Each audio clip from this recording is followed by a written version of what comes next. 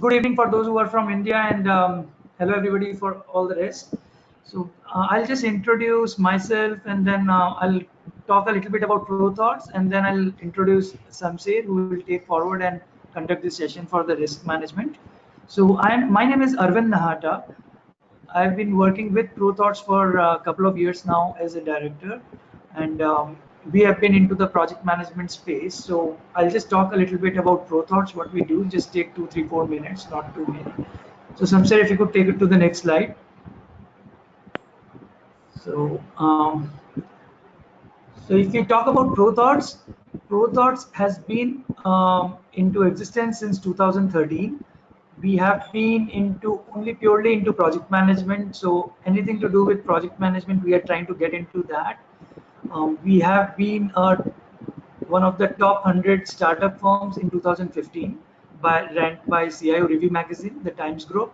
And last year we were among the top 50 startups ranked by the Economic Times, which is a big brand to be considering us. And what we are into, so we are into training, we are into consulting, we are into software implementations, we are into a lot many things. But when we talk about anything that we are into, it's all about project management. So when we talk about trainings, it's purely project management trainings. When we say consulting, it's purely project management consulting, and the same goes for the project management softwares like Primavera, Project Insight, and MS Project, and so on. Okay, and then we are working on creating a e-commerce platform. We are working on creating a Quora-like blogging platform, a lot of other things which are purely focused on project management. So that was about ProThoughts in short. We have offices in Pune, Mumbai, and we conduct the trainings, the physical classroom trainings, into several project management trainings in 4 locations in India: Pune, Mumbai, Ahmedabad, Hyderabad, and we are expanding beyond India into Dubai, Myanmar, and other locations. So that was about ProThoughts in short. And today's session will be conducted by Shamsheer, who is on the call here. So he is one of our project management experts, and specifically he has focused into risk management, which is his area of expertise, one of the areas of expertise. Okay, and he has been associated with us for a while now. He has been conducting our trainings in Hyderabad and other locations, and then he has been our expert in many other aspects, like this online training today also he will be conducting. I let him drive the session going forward. So Samsheer, if you could just quickly introduce yourself, just talk about all these slide things, and then take it forward from here. All right. Thanks very much for the invitation, Arvind. And I'd like to take this opportunity to thank ProThoughts and Arvind Nahata, who happens to be my trainer as well, who trained me and who guided me all through the project management journey, PMP and RMP, all of them put together. Now, my interest in this organization has been to conduct PMP workshops for over couple of years till now, and then ever since that we've been embarked on this journey. It has been a very well thought through, knowledgeable sharing. The participants have been very much from the corporates and locally and in Hyderabad and outside as well. So a little bit more about myself. I've been honing and harnessing some of the excellence acquired through by virtue of studies in project management, my experience itself in project, IT, and risk management, the corporate realm. Give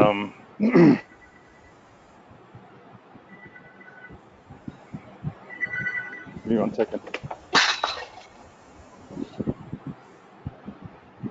So, talking about the credentials that I have acquired in the last few years, mainly is in the risk management perspective, from the security, information security, in the specific credentials with regards to CISSP, CISM, that is predominantly for the information security. Other than that, I have extensive knowledge in the IT services and strategic management with regards to technology governance, risk and compliance. I've worked with some of the IT majors from where that I have started working with in the domain of risk management, identity and access management to begin with. That's where I actually started my stint at risk and compliance. Now coming forth in terms of business risk, threat landscaping, monitoring and control, been there for almost like 10 years and so on. And then working with projects, especially governance related, compliance related. And then quite a lot of risk aspects in terms of projects and program management. That's in brief about myself, certified in project management as well as the risk management professionals as well. So today we're going to talk about risk in terms of real life perspective as to what exactly do we consider when it comes to risk in real life as well as the project that we conduct on a day-to-day basis. I'd like to talk about some bit of our regular day-to-day activities, the way we perceive in our daily routines, and at the same time, how do we translate that into the practice of project management itself. Now, going forward, I will have some questions, some scenarios as far as this presentation is concerned, this webinar is concerned. Now we will talk about how each of these aspects will affect the project management practice as a whole. Now, I would like to bring your attention to some of these scenarios. Now, these might be appearing as simple as fueling a bike, something like a wet floor in the office washroom, something like driving down onto a road from a street road into a major road. Now, if you think about this, these things look like pretty much very simple in their own terms and their own scenarios. Let's talk about some of the major ones. What about these? Something like day temperatures heating up to 50 degrees centigrade, or someone right next to you just told you about some sort of a shoulder pain or a jaw pain, or even worse, the coastline has witnessed a tsunami. Now, why are we talking about all of this? Now, do you think we would have some or the other type of actions or reactions in the incidents that we have listed here? Now, talking about fueling a bike, now what could big risk involved in there? Similarly, if we're talking about a wet floor in the office washroom, what kind of a risk is involved there? Why are we talking about this? Similarly, day temperatures hitting 50 degrees centigrade. Now, why is that we're talking about a hot day or a humid day in context to risk? And at the same time, how does it affect as a practice or as a practitioner himself? Now, let me bring in the perspective here. Let's say if I have to talk about these in real life, the perspective one is just another day that you're going to work. It's just about a simple day. Someone is going to work. And then think about the same scenario, like fueling a bike on a regular day, or something like you are already at work. Now you're about to use a washroom, which is wet. Probably on your way to the office, you're joining a major road from a street road. Now, does that ring a bell? What happens if you are fueling a bike and if your ignition is on, engine is running? Do you think there is a risk involved? Okay. Now, at the same time, if you think that you are on your way to the office and the temperature is hitting about 50 degrees centigrade, now how does that affect your well-being? Do you have any of the actions or reactions in the incidents now? That is just about a regular day to work. Now, let's bring in the other perspective. Now, if you are working on a high-value agile project, now how does that different from the first one?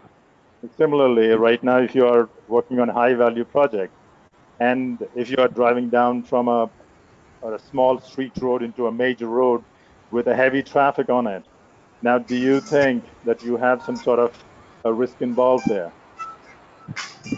These are the questions that we end up asking. They're the questions that we all end up asking. At the same time, let's bring in the third perspective. This is some sort of a perspective which is dealing with a top priority project in the Department of Defense. Now, in that case, how does that happen? The day temperature hitting 50 degrees centigrade.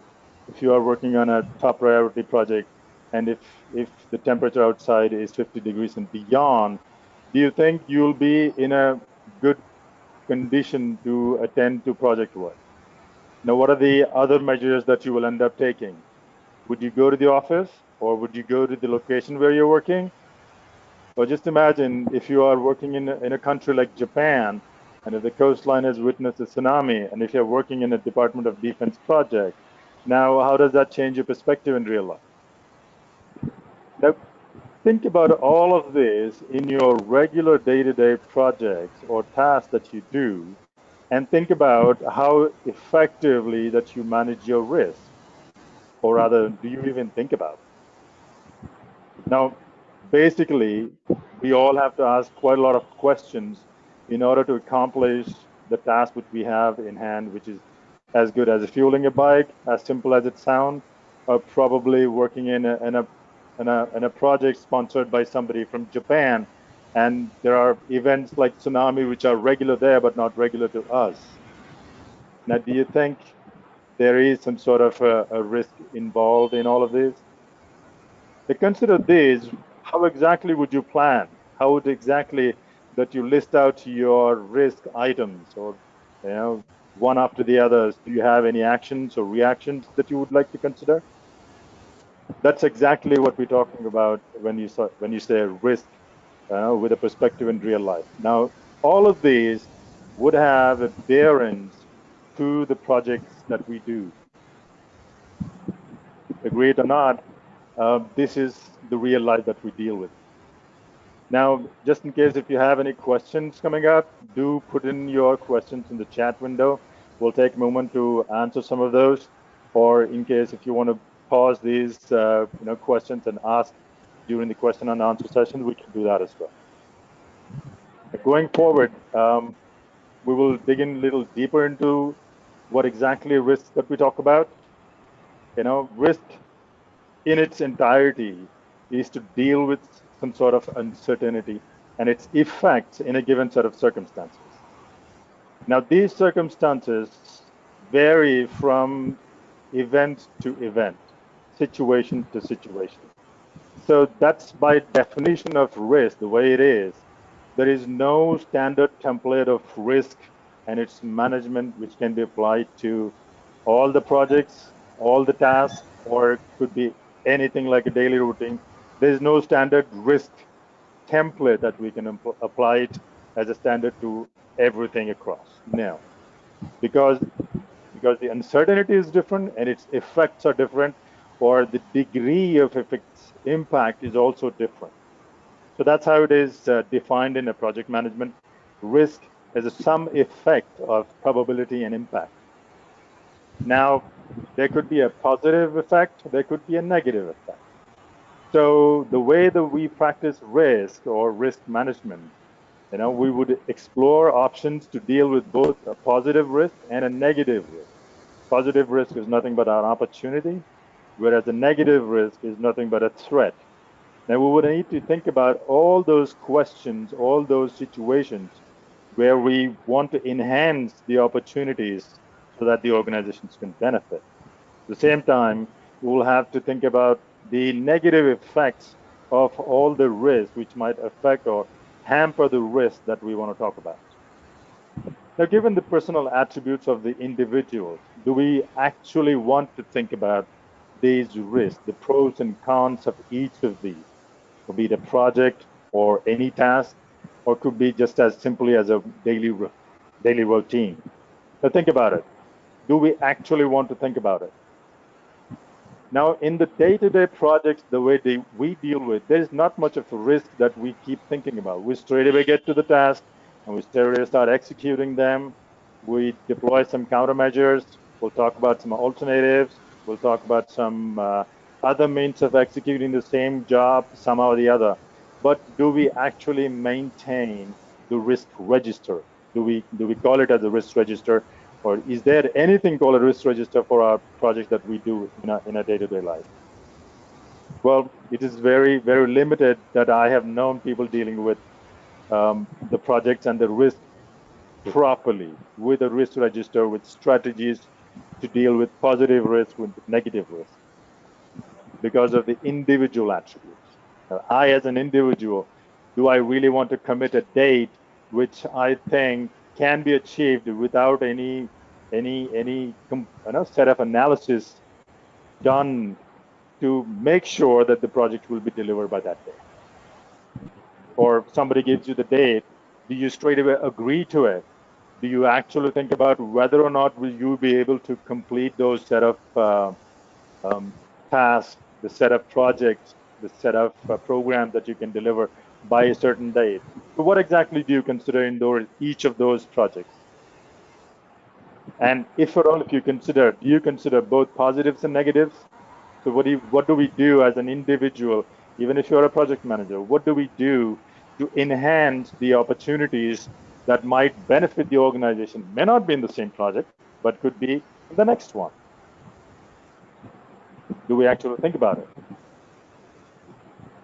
So think about all these things from time to time, day in and day out, and trust me, the attributes will change over a period of time. Now, the same way, the positives and the negatives will emerge out of every situation. You just have to apply some thought process into it, how you'd like to deal with the risk in that particular project or the task itself. Now, that's pretty much how we want to deal with it. Now, that is all risk management. Somebody does it at a very high level. Somebody does it at a very low level. Somebody does it on a daily basis. Somebody does it on a weekly or a monthly basis. However, there is always a possibility to mitigate risk. And at the same time, the way we deal with it is to apply some strategy to it. Now, do we consider risk management as just another task or just another activity, or maybe or may not be required, or we just end up doing something for the sake of managing this, or just for the sake of bringing up a risk register? Trust me, it should not be the way we should deal with it. Risk management cannot be or should not be an optional activity here. The way we deal with it is to categorically mention all the risks that you identify. As long as you can think through something as a risk which exists, which you can perceive as a risk, that has to be outlined and registered in the risk register. So once that is registered, that's the time that you start analyzing those risks with respect to the events and circumstances. You apply all sorts of thoughts to it, all sorts of failure modes, root causes, the degree of possibility. That's how the risk has to be mitigated, or that's how the risk has to be addressed. Who's the risk owner? Who's supposed to handle the risk? When's supposed to be the trigger? What is the plan? All of these activities has to be outlined during the risk management or during the planning stage of the risk management. And trust me, let's bring it up again. Risk management is not an optional activity, or it should not be an optional activity. Or as an individual attribute, as I just discussed, do we want to consider the risk as an optional activity, or do we want to categorically deal with risk, its opportunities, its threats, call it positive or negatives of every project that we deal with, and then call it out as one of the best way to manage that particular project risk? Now, as an individual at work, what are you as an individual? Completely as an individual. Now, would you seek and accomplish challenging tasks every day? Do you actually look out for some task which is not known to you, or how do you deal with it? Or are you just a performing person or an employee who just follows the standard operative procedures, as long as you are given some sort of an SOP that you continue to perform? Or do you evolve different ways of doing the same job? Believe it or not, we fit in somewhere or the other in these type of categories. Someone actually seeks out, constantly pursues challenging tasks every day. Some of them stick to the operative procedures, standard operative procedures. And at the same time, someone does the same job in a different way. Now that's about work. Now, what about you outside the work? Where someone likes to play games, someone likes to travel, or someone wants to spend time with the friends and family. Now, as I say, the gamers are like, they are couch potatoes. Or the people who are on the move, who like to travel, they'd like to explore the unknown. The people who spend time with friends and family, they actually rely on quality time being spent with their families. Now, do you see each of these has a bit of a risk quotient attached to it? But the way we see it now, if you are a person trying to constantly seek challenging tasks, now, do you think that you have sort of a risk appetite? At the same time, if you are just sticking to policies and procedures like the SOP person, then what is your quotient there? How tolerant are you? At the same time, do you actually see there is any deviations if you're working in the SOPs? Can you deal with deviations? Or the moment you find a deviation, would you go back to the SOP and refer to the policy and say, this is not supposed to be the way? Or if there is somebody else who would like to go beyond certain terms and conditions in executing the same job in a different way, maybe or may not be sticking to the policy, but he or she gets the job done. Now, coming back to the other side, if you are the traveler on the move, what are you then? What kind of risk quotient that you carry along with you? Now, if you are someone who like to spend time with friends and family, then how exactly would you define your risk quotient? Now, as an individual, and I would like to ask each of the participants, or rather think about it at least. Now, thinking about the same attributes, you as an individual, where do you fit in, and what do you think the risk quotient that you have? Now, similarly, if you apply yourself at work, what kind of work that you do, and then think about the risk quotient attached to the work that you do.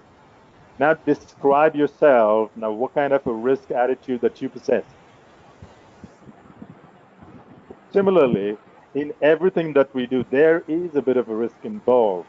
Risk is always there. It's just up to us whether or not we would like to look at it as a risk or probably think about it as a risk and then deal with it. Positive or negative doesn't matter. But as long as there is a risk involved, do we want to look at it?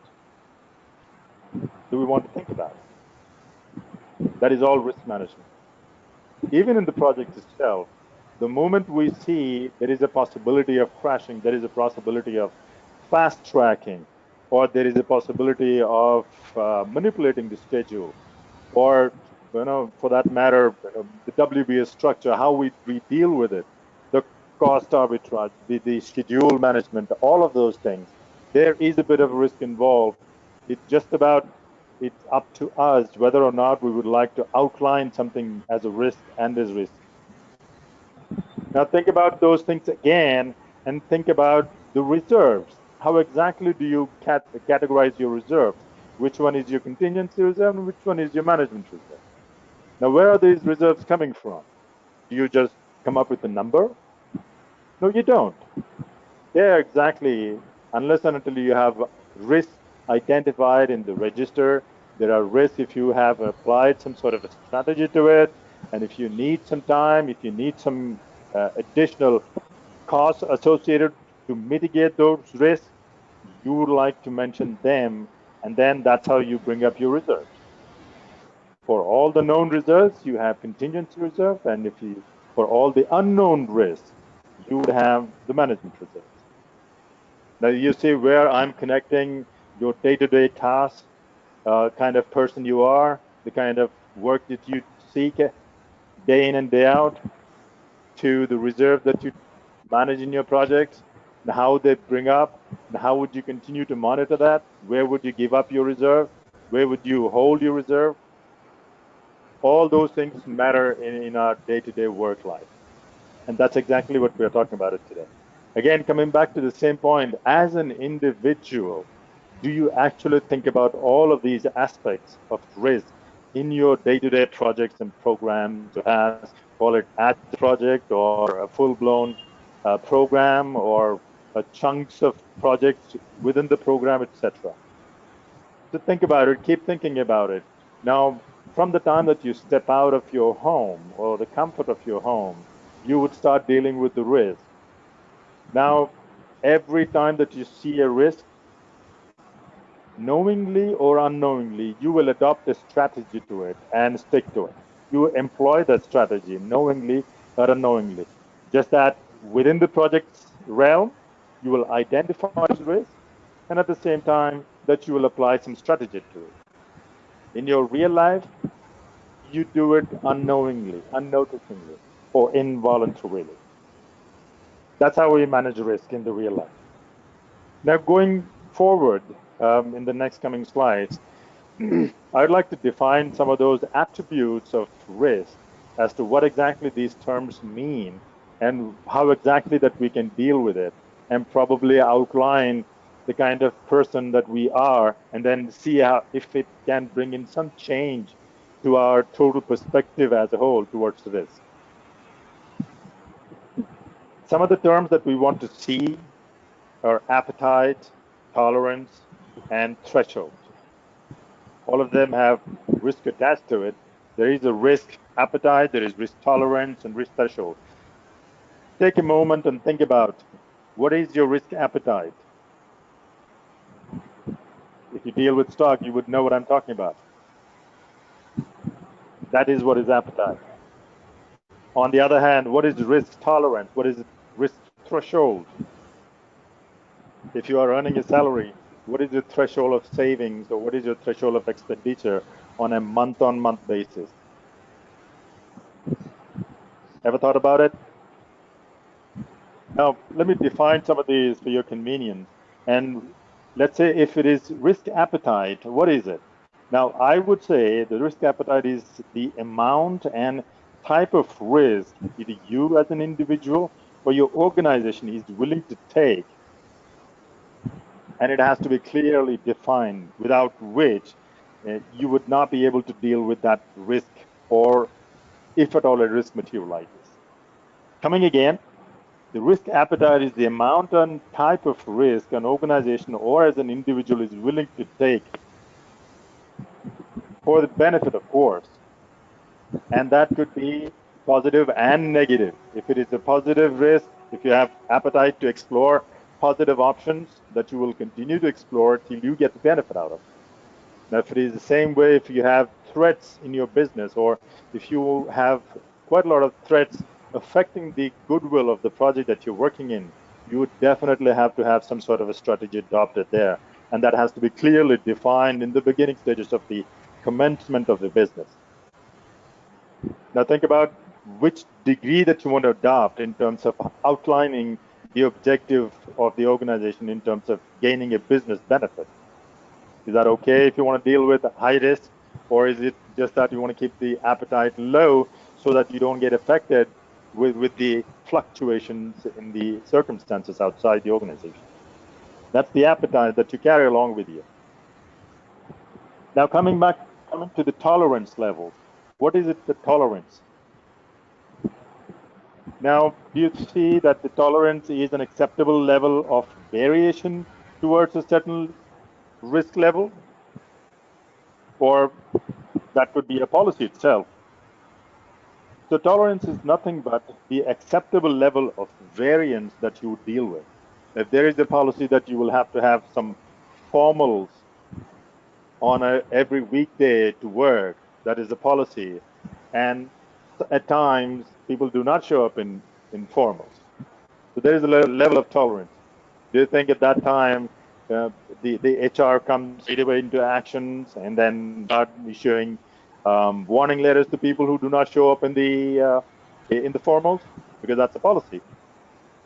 So there is a degree of variance which is acceptable. Now, what is that degree? That may not be defined, but that is subjective. But that is also a sort of a risk attribute that we would define, or not define, but would continue to adopt it in terms of different strategies. Now, what is a threshold? Now, the threshold is nothing but the capacity to withstand an impact, both positive and negative. Now, threshold can be best understood in the context of a threat. Now, just given the circumstances of the project, now if there is a project which is causing a cost overrun, now there is a level to which that you can withstand, or the sponsor will withstand, and then beyond which there has to be some countermeasures. So it's nothing but, the threshold is nothing but the capacity to withstand an impact. Now think about all these three attributes of risk: appetite, tolerance, and threshold put together. Now decide, what is your stature? Now again, there are terms associated with risk here. Now somebody could be avert, neutral, seeker, and at the same time that could be something like there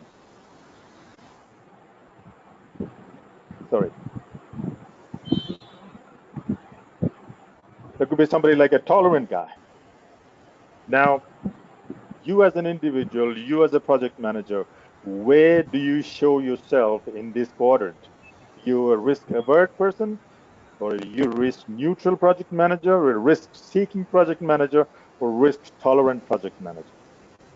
Now go back to one of the previous slides we talked about, and then connect as to the individual scenarios that we talk about, and decide what kind of a stature that you carry yourself. Now in the same scenarios here, if you are talking about driving down from a street road into a major road, now what kind of an attitude that you wear? What is the risk stature here? Do you just straight away zoom from a street road into a major road without even looking at the traffic? If you are, then you are a risk seeker. If you are not, then you risk avert. Similarly, if you have to go to the office when the temperature is hitting 50 degrees centigrade, now what kind of a person you are? What is your risk stature? Would you tolerate that? Would you tolerate 50 degrees temperature and still go to the office? Or you call up your supervisor, you call up your manager and say, okay, you don't want to show up to work. Now what are you then? Similarly, if your sponsor is from a country like Japan, and if there is a tsunami witnessed there, and all of a sudden there is no status on the project that has been provided to you because of the disaster there on the other side, would you want to be neutral to that? Or would you tolerate it and then still continue with the project with or without any more funding from your sponsor for that time being? So you do have to have a stature defined and picked up, and then you deal with it, you manage it, you mitigate it. Now, in each of these incidents or scenarios, consider these risk terminology: appetite, tolerance, and threshold. Apply some tools and techniques, apply some analysis there, and decide your stature. Where exactly do you want to stay? Or do you want to define any objective there and then come up with it? Now, we've talked about risk, too much of risk. Now, we do need to assess. We do need to, quite a lot of apply quite a lot of tools and techniques to it. Now, PMI has mentioned of quite a lot of set of tools and techniques in terms of how we deal with the risk. Starting from planning stage, we deal with the plans first. We identify all those risks. We outline plans for each of them. We outline how we plan for it, how we bring up strategies for it. And once we identify all the risks, we perform risk analysis. We apply qualitative and quantitative tools to it. Once we identify the impact of each of those, we'll prioritize them. Once we prioritize, we identify the risk responses, or probably will identify strategies to adopt, whether it is something that you will accept it or mitigate it or transfer it. You need to have a risk strategy adopted there for each type of risk, and then attach it to all the identified risks there. Now, the most important thing is to continuously monitor the risk and then spread the awareness of the risk stature among all stakeholders time and again, from the starting of the project till the project is completed. Now, we will also talk about something more important at the end, but then these are the few major tools or techniques that you can adopt, or probably processes that you can adopt, and then that's how you control the risk. Now, as I said earlier, there is no standard template which can be adopted for all types of risk across all types of organizations. Now, only a risk professional or a risk management professional or a practitioner can tailor these risk processes as per the organizational needs and the objectives. And at the same time, it's not everybody that who will associate the risk with risk owners without any sort of an analysis or the ownership or any sort of a racing matrix or any sort of a skill set, etc. Everybody cannot be risk owners. So you would have to clearly identify the risk and the risk owners, and there should be a capability and a match that some owner can and should be able to handle with that risk given circumstances. Now, quantify the risk with respect to the probability and impact.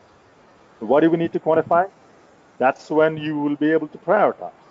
Without priority, you will not be able to identify, let's say, if you have identified 100 risks, you cannot deal with all 100 risks. So you'll have to prioritize them and probably deal with 15 of them, not 100. So how do you prioritize that? That is based on the quantification, quantitative risk assessment and qualitative risk assessment.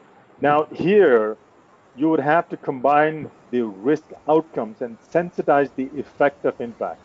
Now, the sensitizing is a task which you have to do with the major stakeholders, somebody like a board of directors, somebody like your important stakeholders who can affect the goodwill of the project, the success of the project.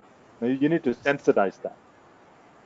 At the same time, you need to outline the actions for primary, secondary, and residual risk. What is the primary risk? What is the secondary risk? Now, after adopting a strategy and implementing a risk response, you would still left with some sort of a residual risk. Now, would you still need to have a strategy for that? Do you have resources for that? So you need to outline all these actions for all these types of risks. Now, as I said, one more time, we need to continuously monitor the stature of all these risks and report at a regular frequency so that all concerned stakeholders are aware of the status of each of those risks, and in case if it materializes, what is going to be the status, and if in case if it is not materialized, then what is the status? Of course, if it is not materialized, then nothing much you can do. As I mentioned, there is a strategy for each of them, for threats and for opportunities. Here, what we talk about is the strategy for the threats and opportunities. If you can deal with it, nothing like it. If not, you will have to escalate it. Now, for all the threats, you could either avoid them, transfer them, or mitigate it, or simply accept it. If there is a threat that exists, you don't want to do anything, you live with it, you just accept it.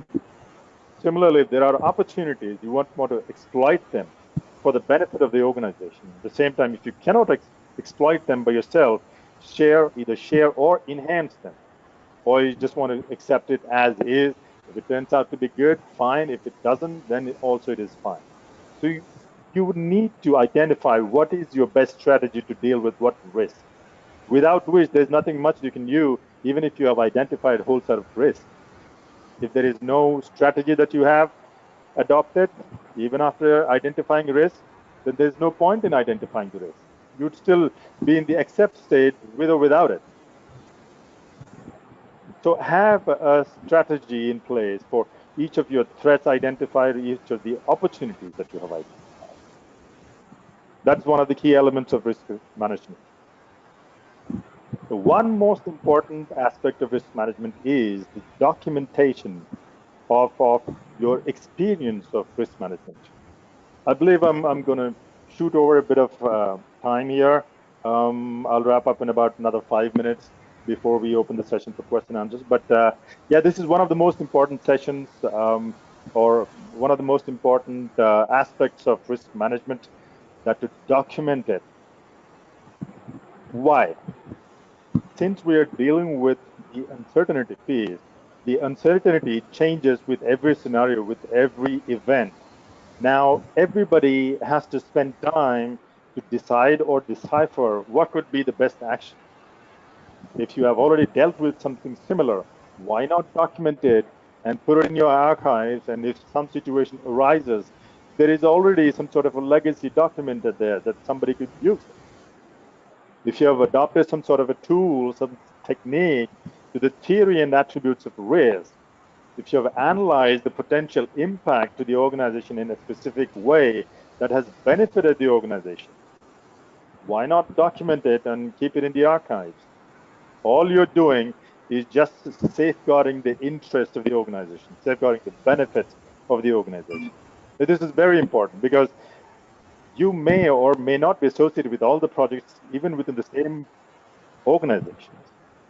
But at the same time, if you document your lessons well, you're just doing a big favor, or rather big help to the fellow project managers, leaving behind a legacy and experience in how you have handled the risk.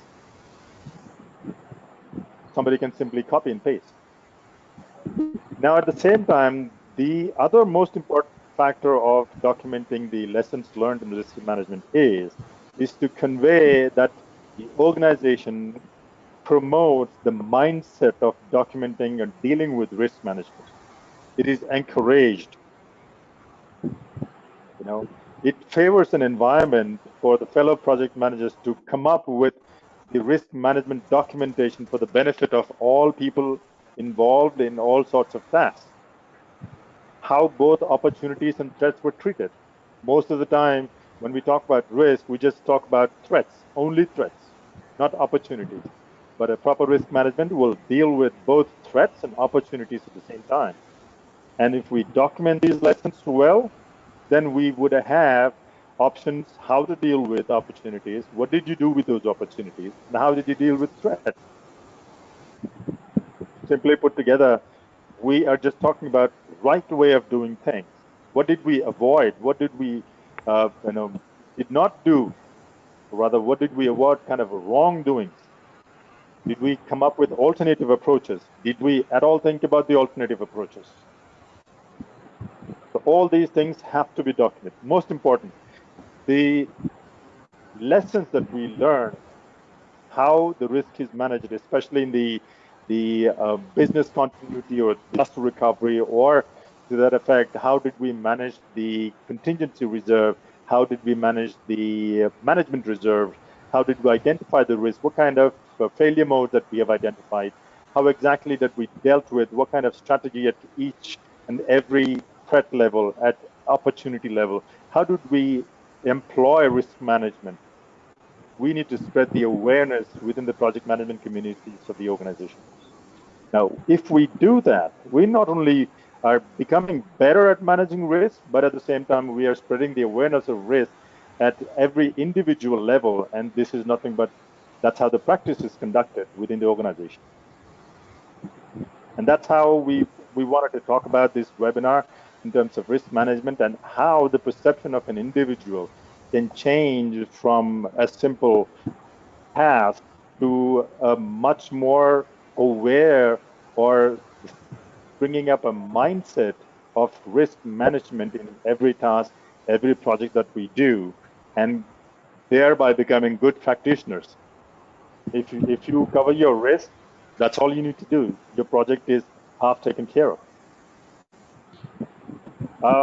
I believe I am done with my slides here, and hopefully I was able to convey my thought process. I would like to open up for questions. You might want to put in the chat window, or probably talk about it, or give me a question in case if you have any.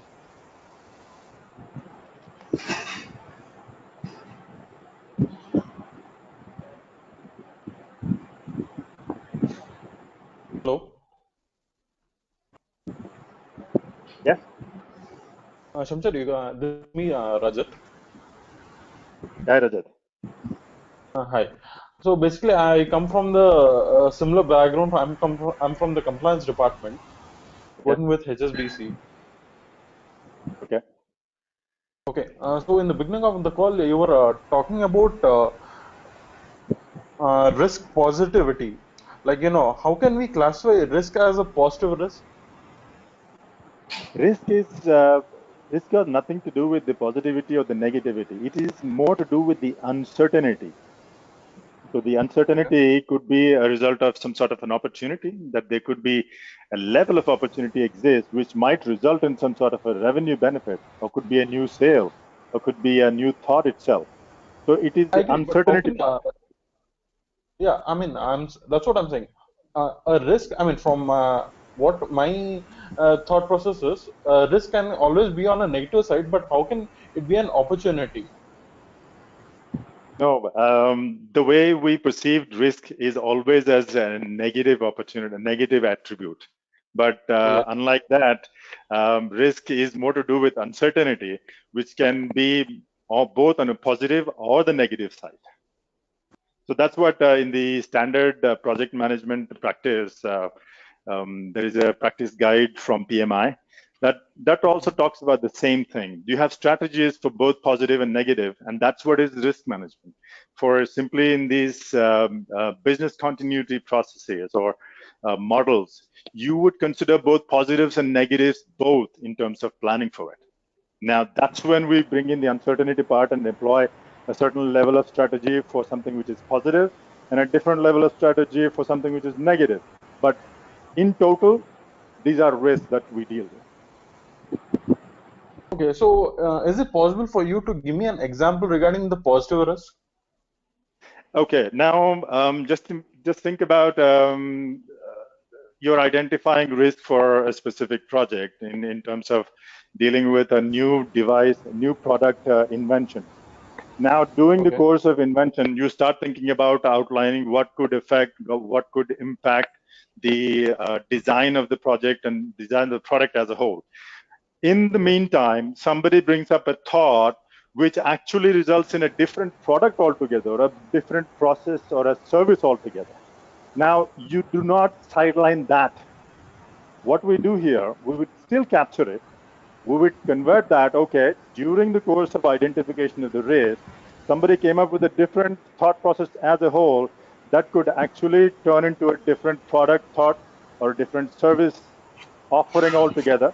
And you channel it to those specific strategic departments where these things can be further evolved. Now, these are the opportunities that we deal with.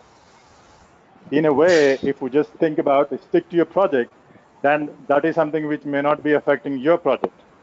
But then that consists that consists of an idea itself, which might as well bring up another product offering for the company as a whole, but on a different tangent. Okay, Shamsheer, got it. Make sense? Yeah, sure. Thanks. Yeah, that's about it. Yeah, thanks. Yeah.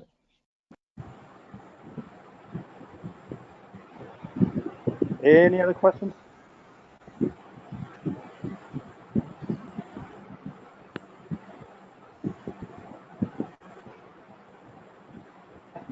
Okay, just in case if you still have any more questions or anything else that you need to explore in the risk management perspective, we have the email and the telephone number associated with ProThoughts. You can either drop in your queries and probably call up the number on the screen that is available to us.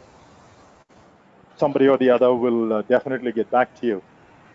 or in case if that is associated with risk, I should be able to provide some thought process towards it, and I can be contacted via ProThoughts, and I'll be more than happy to answer your queries. Arvind, if you're there, over to you.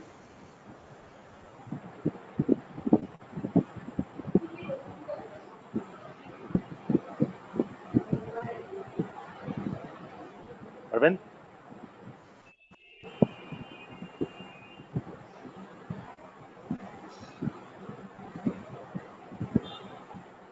Okay. On behalf of Arvind and ProThoughts, I'd like to conclude this webinar. And thanks for joining in for this session. And hopefully we will have many more sessions coming up.